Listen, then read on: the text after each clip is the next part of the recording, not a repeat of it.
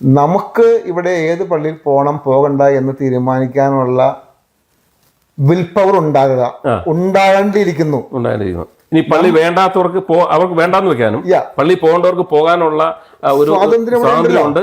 അത് നമ്മൾ സ്വമേധയാ നേടിയെടുക്കണം. ആദ്യം തന്നെ നമ്മള് കാലങ്ങളായിട്ട് ഞാൻ ചില വീഡിയോയിൽ കണ്ടു, എൻ്റെ മാതൃ ഇടവക, എൻ്റെ മാതൃ സഭ, അല്ലെങ്കിൽ ഞാൻ അതൊക്കെ എനിക്ക് ഇവിടെയും തുടരണം എന്ന് ഒരു അഭിമുഖത്തിൽ ഞാൻ കണ്ടായിരുന്നു. ഞാൻ അദ്ദേഹത്തിനോട് ചോദിക്കുന്ന ഒരു കാര്യം, അദ്ദേഹം വർഷങ്ങളായി വിദേശ രാജ്യങ്ങളിൽ ജോലി ചെയ്ത് വന്നൊരു മനുഷ്യനാണ്. അദ്ദേഹം അവിടെ നിന്ന് വന്നതിന് ശേഷം നമ്മൾ മലയാള ഭാഷയാണ് പഠിച്ചത്. നമ്മുടെ പഴയ ആളുകൾ മലയാളം മീഡിയമാണ് ഭൂരിപക്ഷം എല്ലാവരും പഠിച്ചത്. മുണ്ടെടുത്ത് ജോലിക്ക് പോകുന്നു, നിക്കറിട്ട് സ്കൂളിൽ പോകുന്നു, നമ്മൾ നമ്മുടെ നാട്ടിൽ നാടൻ ഭക്ഷണം കഴിക്കുന്നു. ഇതെല്ലാം ഇവിടെ വന്നപ്പോൾ നമ്മൾ മാറ്റി. കാരണം ഇവിടെ മുണ്ടെടുത്തുകൊണ്ട് ഓഫീസിൽ പോകാൻ പറ്റത്തില്ല, പോയ വിവരം അറിയും. ഇവിടെ ഓഫീസിൽ ചെന്നാൽ മലയാള ഭാഷ സംസാരിച്ചിട്ട് കാര്യമില്ല. അപ്പം നമ്മൾ നമ്മുടെ മക്കളെ ആ രീതിയിലേക്ക് നമ്മളും മാറി, നമ്മുടെ മക്കളെയും മാറ്റി. നമ്മുടെ മാതൃ രാജ്യത്തിന്റെ നമ്മുടെ ഇത് തന്നെ സിറ്റിസൺഷിപ്പ് തന്നെ മാറ്റി നമ്മള്. കാരണം നമുക്ക് നമ്മുടെ നിലനിൽപ്പാണ് പ്രധാനം. അപ്പോൾ ഈ രാജ്യം അനുശാസിക്കുന്ന നിയമങ്ങളും ഇവിടുത്തെ രീതികളും അനുസരിച്ച് നമുക്ക് അതേ പറ്റൂ, അല്ലെങ്കിൽ ഇവിടുന്ന് പോകേണ്ടി വരും എന്നുള്ളതുകൊണ്ട് നമ്മൾ മാറി, നമ്മൾ നമ്മുടെ മക്കളെയും മാറ്റി. ഈ വിഷയത്തിൽ എന്തുകൊണ്ട് മാറിക്കൂടാ ആളുകൾക്ക്? നിങ്ങൾ ലാറ്റിൻ പള്ളി പോകണോ, പൊയ്ക്കോ. സീറോ മലബാറിൽ പോകണോ, പൊക്കോ. അവിടുത്തെ നിയമങ്ങൾ അനുസരിച്ച് നിങ്ങൾക്ക് ജീവിക്കാം. നിങ്ങൾ നിങ്ങളുടെ നേരത്തെ പറഞ്ഞ പൈതൃകമെല്ലാം പിന്തുടരാം. അപ്പം പിന്നെ ചോദ്യം ചെയ്യാൻ പാടില്ല. എൻ്റെ അഭിപ്രായത്തിൽ നിങ്ങൾ സ്വതന്ത്രരാകുക, നിങ്ങളുടെ മക്കളെയും സ്വതന്ത്രരാകുക. സീറോ മലബാറിൽ ജനിച്ച ഒരാൾ പിന്നീട് സീറോ മലബാറിൽ നിന്ന് മാറാൻ പറ്റത്തില്ല എന്നൊക്കെയാണ് ഇവിടെ പറഞ്ഞു കേൾക്കുന്നത്. അതായത് സീറോ മലബാറിലാണ് ഇപ്പം ഞാനൊരു ഉദാഹരണം പറഞ്ഞു. എൻ്റെ അപ്പൻ എന്നെ കൊണ്ട് സീറോ മലബാറിൽ മാമീസം മുക്കി. ഞാൻ അറിഞ്ഞോ അറിയാതെയാണ് ചെയ്തേക്കുന്നത്. അപ്പൻ എന്നോട് ചോദിക്കാൻ പറ്റില്ലല്ലോ കുഞ്ഞായിരുന്നപ്പം. ഞാൻ അവിടെ നിന്ന് ഇവിടെ വന്ന് എൻ്റെ മക്കൾ രണ്ടുപേരും ഇവിടെ ലാറ്റിൻ പള്ളിയിലാണ് മാമീസം മുക്കിയത്. എൻ്റെ വൈഫ് വിശ്വാസിയാണ്, അതുകൊണ്ട് അവൾ എല്ലാ കാര്യങ്ങളും അവിടെ കൊണ്ട് ചെയ്തു. ഞാനും ആ കാലഘട്ടത്തിലൊക്കെ കുറച്ച് വിശ്വാസം പലപ്പോഴും പള്ളിയിലൊക്കെ പോകുമായിരുന്നു. പിന്നീട് ഘട്ടം ഘട്ടമായിട്ടാണ് എന്നിൽ നിന്ന് വിശ്വാസം നഷ്ടപ്പെട്ടത്. അപ്പം ആ കുട്ടികളുടെ മുകളിലുള്ള ഇവരുടെ അധികാരം എന്താണെന്ന് എനിക്ക് മനസ്സിലാകുന്നില്ല. അവരെ ഈ ലാറ്റിൻ പള്ളിയിൽ പോയി അവിടെ മാമീസം മുക്കി, അവിടെ ആദ്യ കുർബാന സ്വീകരിച്ചു. ഇപ്പോൾ അതറിയാമല്ലോ, ചോദിക്കാറില്ല, സ്കൂളിൽ നിന്നാണ് ആദ്യ കുർബാനയ്ക്ക് കൊണ്ടുവന്നത്. ഇവിടെ ആ തരത്തിലൊക്കെ ചെയ്തു. അത് ചെയ്തിട്ട് ആ കുട്ടികളുടെ മുകളിൽ ഇവരുടെ അധികാരം എന്താണ്? ഈ ലാറ്റിൻ സഭയിൽ പോകാൻ അവർക്ക് പാടില്ല, അവരുടെ വിവാഹം നടത്താൻ പാടില്ല എന്നൊക്കെ പറയാൻ അതിന് ലെറ്റർ കൊടുക്കുക, അത് തടയുക. ഇതൊക്കെ എന്ത് മര്യാദയാണെന്ന് എനിക്ക് മനസ്സിലാകുന്നില്ല. ഇതിന് ഞാൻ നേരത്തെ പറഞ്ഞത് മറുപടിയാണ് എനിക്ക് പറയാനുള്ളത്. നമ്മൾ തീരുമാനിക്കുക. അല്ല, ജോയിക്കൊരു എക്സ്പീരിയൻസ് ഉണ്ടല്ലോ, മകളുടെ ഒരു എക്സ്പീരിയൻസ്, അതൊന്ന് പറയാമോ? ബുദ്ധിമുട്ടില്ല. എൻ്റെ ഒരു ബുദ്ധിമുട്ടുമില്ല.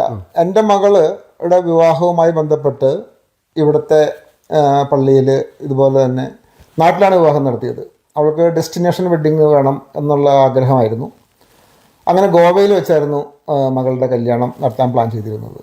അതനുസരിച്ച് ഒരു ലാറ്റിൻ പള്ളിയിൽ കുർബാന അച്ഛനെ കാണുകയും അവിടുത്തെ ഹാള് ബുക്ക് ചെയ്യുകയും എല്ലാം ചെയ്തു.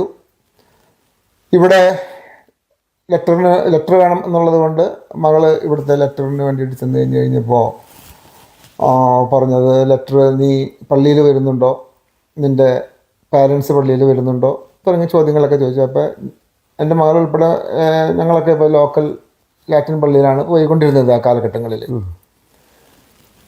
അപ്പോൾ ഈ ചാൻസലറോ സെക്രട്ടറിയോ മറ്റോ സംസാരിച്ചത്, എൻ്റെ മകൾ അതിന് മുമ്പ് തന്നെ രജിസ്റ്റർ വിവാഹം ചെയ്തിരുന്നു. ഇവിടുത്തെ വിസ പ്രോസസ്സിംഗ് ഒക്കെ നേരത്തെ തന്നെ നടക്കാൻ വേണ്ടിയിട്ട് രജിസ്റ്റർ വിവാഹം നടത്തിയിരുന്നു. ഇവിടെയല്ല, നാട്ടിൽ കൊണ്ടുവരാൻ വേണ്ടിയിട്ട് നാട്ടിലുള്ള പയ്യനായിരുന്നു. അപ്പോൾ രജിസ്റ്റർ വിവാഹം ചെയ്ത കാര്യം ഇവിടെ പറഞ്ഞു.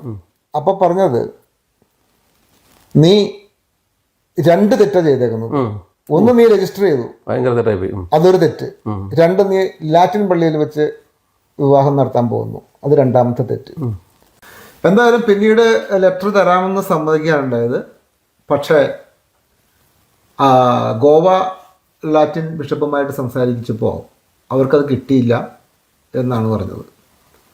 ഇവിടെ അയച്ചു എന്നും അവിടെ കിട്ടിയില്ല എന്നും ഉള്ള ഒരു കോൺഫ്ലിക്റ്റ് വരികയാണുണ്ടായത്. ഏതാണ് ശരി ഏതാണ് തെറ്റെന്ന് ഇപ്പോഴും അറിയില്ല. പിന്നീട് ഞങ്ങളത് ഫോളോ അപ്പ് ചെയ്യാനും പോയില്ല. ഞാൻ അവരോട് ചോദിച്ചു, നിനക്ക് സിവിൽ മാരേജ് ആക്ട് പ്രകാരമുള്ള വിവാഹം അതിൻ്റെ ആഘോഷങ്ങളും മതിയെന്നുണ്ടെങ്കിൽ നമുക്കതനുസരിച്ച് കാര്യങ്ങൾ ചെയ്യാം എന്ന് പറഞ്ഞത് ഞങ്ങൾ ഗോവയിൽ തന്നെ വെച്ച് വിവാഹം നടത്തി ഞങ്ങൾ തിരിച്ചു പോരുകയാണ് ചെയ്തത്. അല്ല, അപ്പോൾ ഒരു കാര്യം, ഇവിടെ ഇവർ ഈ തരത്തിൽ ചെയ്യുമ്പം ഈ ജോയിയെ പോലെ ചങ്കൂറ്റത്തോടു കൂടി ജോയിയുടെ മകളെ എടുത്ത പോലെയുള്ള നിലപാടെടുക്കാൻ 4 പേര് തയ്യാറായി ഇവരുടെ പരിപാടി തീരും. അതാണ് വേണ്ടത്. നമ്മുടെ മക്കളെയും ഒക്കെ ആ വഴിയിലേക്ക് തിരിച്ചു വിടുകയാണ് വേണ്ടത്. ഇപ്പൊ നമ്മള് സീറോ മലബാർ മാതാപിതാക്കളുടെ മക്കളായി ജനിച്ചു പോയതുകൊണ്ട് നമ്മൾ സീറോ ആയി എന്നാണ് പറയുന്നത്. അത് പറയാൻ ഇനിയിപ്പോ എൻ്റെ മക്കളും അതുപോലെയായി. ഇനി നമുക്ക് ചെയ്യാനുള്ളത് അവരുടെ മക്കള് സീറോയിൽ വളരണോ ലാറ്റിനിൽ വളരണോ എന്നുള്ളത് അവർ തീരുമാനമെടുക്കട്ടെ. ഏത് പള്ളിയിൽ പോകണം, ഏത് പള്ളിയിൽ വെച്ച് വിവാഹം നടത്തണം, അതോ പള്ളിയിൽ വെച്ച് വിവാഹം വേണ്ടേ? ഇത്തരം ഒരു ബ്രോഡ് ചിന്തയിലേക്ക് നമ്മുടെ വരും തലമുറകളെ മാറ്റുകയാണ് വേണ്ടത്. അല്ലെങ്കിൽ ഈ മതത്തിൻ്റെ ആധിപത്യം നമ്മളിലൂടെയും നമ്മുടെ മക്കളിലൂടെയും മക്കളിലൂടെയും ഇവർ ഇതിങ്ങനെ തുടർന്നുകൊണ്ടിരിക്കും. അത് മാറ്റുവാൻ വേണ്ടിയിട്ട് നമ്മൾ നമ്മുടെ മക്കളെയൊക്കെ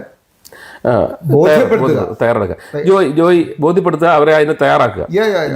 ജോയി നമ്മൾ പണ്ട് സംസാരിച്ച കാലഘട്ടത്തിൽ എന്നോട് പറഞ്ഞു ഓർക്കുന്നുണ്ട്, ജോയിയുടെ മാതൃ പള്ളിയിൽ ചെറുപ്പത്തിൽ മുതലേ കരോള് പിരിക്കുന്നവരെ അവിടെ ഒരു IAS കാരനുണ്ടായിരുന്നു.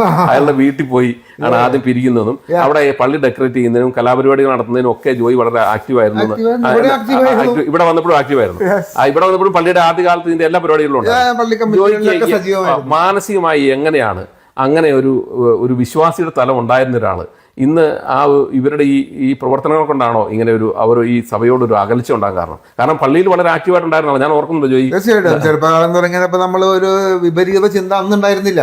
നേരത്തെ പറഞ്ഞ കരോൾ എന്നൊക്കെ പറയുമ്പോൾ ഞങ്ങള് കരോൾ തുടങ്ങുന്നത് ഒരു കളക്ടർ കുട്ടപ്പൻ എന്ന് പറയുന്ന ഒരു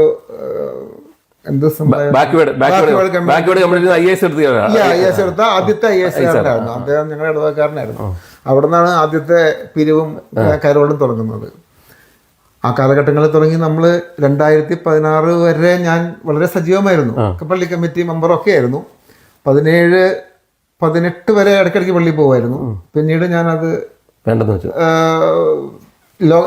ലോക്കൽ പള്ളിയിലേക്ക് മാറ്റി. പിന്നീട് ഇപ്പോൾ വല്ലപ്പോഴും പോയി, ഇല്ലെങ്കിൽ പോയില്ല. എൻ്റെ വിശ്വാസം ഈ പറഞ്ഞ പോലെ തന്നെ ഒരു 50-50 നിൽക്കുന്ന ഒരാളാണ് ഞാൻ. ഈ സീറോ മലബാറിൻ്റെ ഈ അധീശത്വ മനോഭാവം ആദ്യം തന്നെ ഏകദേശം എനിക്ക് മനസ്സിലായതാണ്. കാരണം വാക്കും പ്രവൃത്തിയും തമ്മിൽ ഈ അച്ഛന്മാർ അൾത്താരയിൽ നിന്ന് പറയുന്ന കാര്യങ്ങളും അവരുടെ പ്രവൃത്തിയും തമ്മിൽ അജഗജാന്തര വ്യത്യാസമുണ്ടെന്ന് എനിക്ക് പലപ്പോഴും മനസ്സിലായിട്ടുണ്ട്. അപ്പോൾ ഇതെല്ലാം കേൾക്കാനും ഇതെല്ലാം അവർ പറയുന്നത് മുഴുവൻ അനുസരിക്കാനും നമ്മൾ ബാധ്യസ്ഥരാണോ എന്നുള്ളൊരു ചിന്ത എനിക്കുണ്ടാവുകയും ഞാനൊന്ന് സ്വതന്ത്രനാവുകയും ചെയ്തു. കർത്താവ് പറഞ്ഞിട്ടുണ്ട്, സത്യം നിങ്ങളെ സ്വതന്ത്രരാക്കുമെന്ന്. ഇപ്പൊ ഞാൻ സ്വതന്ത്രനാണ്. എനിക്ക് ഒരു ഭയമില്ല. ഇനി അവിടെ പള്ളിയിൽ നിന്ന് അച്ഛൻ എന്ത് പറയുന്നു എന്ത് പറയുന്നില്ല അത് എന്നെ ബോധർ ചെയ്യുന്നില്ല. അല്ലെങ്കിൽ നമുക്ക് പല പല പ്രശ്നങ്ങളാണ്. അതെന്താ അങ്ങനെ പറഞ്ഞത്, അതെന്താ ഇങ്ങനെ ചെയ്തത്, ഇത് ശരിയാണോ, പല കാര്യങ്ങളിലും ശരിയാണോ എന്നുള്ള ഒരു ചോദ്യം അസ്വസ്ഥമാക്കും. ഇപ്പൊ അങ്ങനത്തെ ഒരു അസ്വസ്ഥതയില്ല. വളരെ ഫ്രീ ആണ്. നിങ്ങൾ സ്വതന്ത്രരാകൂ, അതേ എനിക്ക് പറയാനുള്ളൂ. അപ്പൊ ജോയിക്ക് പറയാനുള്ള മെസ്സേജ് നിങ്ങൾ സ്വതന്ത്രരാകൂ എന്നുള്ളതാണ്. എന്തായാലും നന്ദി ജോയി. ഇനി ജോയിക്ക് എന്തെങ്കിലും പ്രത്യേകമായിട്ട് പറയാനുണ്ടോ? ബാക്കി എന്തെങ്കിലും ജോയിയുടെ മനസ്സിലുണ്ടോ പറയാൻ? ഇല്ല, ഇത്തരം അനുഭവങ്ങൾ എനിക്ക് എൻ്റെ പല സുഹൃത്തുക്കളും പറഞ്ഞ് ഞാൻ കേട്ടിട്ടുണ്ട്. അവരൊക്കെ ടോം ഇന്റർവ്യൂ ചെയ്ത് കഴിയുമ്പോൾ ടോമിന് അറിയാം, ഞാനായിട്ട് പറയുന്നില്ല അവരുടെ കാര്യം. പറയട്ടെ. തീർച്ചയായും ഈ ക്രിസ്ത്യാനിറ്റി എന്ന് പറയുന്ന ഒരു യൂണിവേഴ്സൽ ആയിട്ടുള്ള യൂണിവേഴ്സൽ എന്നാണ് അതിന്റെ അർത്ഥം, അല്ലെങ്കിൽ കത്തോലിക്സ് എന്ന് പറഞ്ഞാൽ. അപ്പോൾ എല്ലാവരും ഉൾക്കൊള്ളുന്ന ഒരു ഐഡിയോളജിയാണ് ക്രിസ്ത്യാനിറ്റി എന്നാണ് നമ്മൾ മനസ്സിലാക്കിയിരുന്നത്. എന്നാൽ ഇങ്ങനെ ഇവിടെ വന്ന് ഈ ഇംഗ്ലീഷുകാരുടെ സംസ്കാരം മോശമാണെന്നും നമ്മൾ മാത്രമാണ് ശ്രേഷ്ഠമെന്നും എന്നൊക്കെ പറഞ്ഞ് ആളുകളെ വിഘടിപ്പിക്കുകയും ഈ സമൂഹത്തിനോട് ചേർന്ന് പോകാൻ ശ്രമിക്കുന്ന ആളുകളെ തടയുകയും അവരുടെ ഒരു പാളയത്തിൽ കൊണ്ടുവന്ന് ഭീഷണിപ്പെടുത്തി ഈ ഇൻസ്റ്റിറ്റ്യൂഷണൽ ഇൻഡസ്ട്രികളിലേക്ക് അവരെ തളച്ച് അവരെ മുഴുവൻ ഈ ഇൻസ്റ്റിറ്റ്യൂഷണൽ ഇൻഡസ്ട്രിയുടെ ഭാഗമാക്കി അത് ശരിക്കും കൊമേഴ്സ്യലൈസ് ചെയ്യാൻ ശ്രമിക്കുന്ന മനോഭാവമാണ് ഇവിടുത്തെ ഈ സീറോ മലബാർ സഭയെ കാണിച്ചുകൊണ്ടിരിക്കുന്നത്. അത് ഈ നാടിന് നല്ലതല്ല, ഇവിടെ വന്നിരിക്കുന്ന മനുഷ്യർക്കും നല്ലതല്ല. അതുകൊണ്ട് സീറോ മലബാർ സഭ ഇവിടുത്തെ കുട്ടികൾ ലാറ്റിൻ പള്ളിയിലാണ് പോയി വിവാഹം കഴിക്കുന്നതെങ്കിൽ അവരെ ഉപദ്രവിക്കാതിരിക്കാൻ ഉള്ള ഒരു സഹായം ചെയ്താൽ വളരെ ഉപകാരമായിരിക്കും. ഞങ്ങളിവിടെ വന്ന് ഈ കണ്ട നേഴ്സിംഗ് ഹോമുകളിലും അവിടെ ഇവിടെയൊക്കെ ജോലി ചെയ്ത് കഷ്ടി എല്ലാവരും ചെറിയ പ്രൊഫഷനൊക്കെ പഠിച്ച് ഏതെങ്കിലും തരത്തിലുള്ള ജോലികളിലേക്കൊക്കെ മാറി അത്യാവശ്യം ഒരു വീടും ഒക്കെ മേടിച്ച് വണ്ടിയൊക്കെ മേടിച്ച് സ്വൈര്യമായി ജീവിക്കാൻ തുടങ്ങിയപ്പോൾ നിങ്ങളിങ്ങനെ മനസമാധാനം കെടുത്തിക്കൊണ്ട് ഇത്തരത്തിലുള്ള പ്രവർത്തനങ്ങളുമായി പോകരുത്. ഞങ്ങളുടെ കുട്ടികളൊക്കെ പഠിച്ച് ഒരു നല്ല നിലയിലെത്തി. എല്ലാവരും ഇവിടെ വന്ന ഒരു 95% ആളുകളുടെ കുട്ടികൾ പഠിച്ച് നല്ല നിലയിൽ എത്തിയിട്ടുണ്ട്. നല്ല നിലയിൽ എല്ലാം നമ്മളെക്കാൾ ഒരുപാട് 99%. അതെ. അപ്പൊ അതുകൊണ്ട് ഞങ്ങളെ ഇവിടെ അങ്ങനെ കുട്ടികളെയൊക്കെ വളർത്തി ഞങ്ങൾ വളരെ കഷ്ടപ്പെട്ടാണ് ആദ്യ കാലത്ത് വന്നപ്പം ഇതൊക്കെ പിള്ളേരെ വളർത്താനൊക്കെ വീടുകളിലൊക്കെ കൊണ്ടുപോയി മറ്റു സഭയുടെ ഒരു കോൺട്രിബ്യൂഷൻ ആ ജോലി ഓർക്കണ്ടല്ലോ. പിള്ളേരൊക്കെ നമ്മൾ അടുത്ത വീട്ടിൽ കൊണ്ട് രാത്രി വിട്ടിട്ടാണ് ജോലിക്ക് പോയിക്കൊണ്ടത്. അങ്ങനെ വന്ന് ഞങ്ങൾ കഷ്ടിമുഷ്ടി ഇവിടെ ജീവിക്കാൻ തുടങ്ങിയപ്പോൾ നിങ്ങളിങ്ങനെ ഉപദ്രവമായി വരരുത്. ഞങ്ങളുടെ കുട്ടികളുടെ വിവാഹം മുടക്കികളെന്ന് നിങ്ങളെ വിളിക്കുന്ന തരത്തിലേക്ക് നിങ്ങൾ അധപ്പതിക്കരുതെന്ന് മാത്രം പറഞ്ഞു നിർത്തുന്നു. നന്ദി, നമസ്കാരം.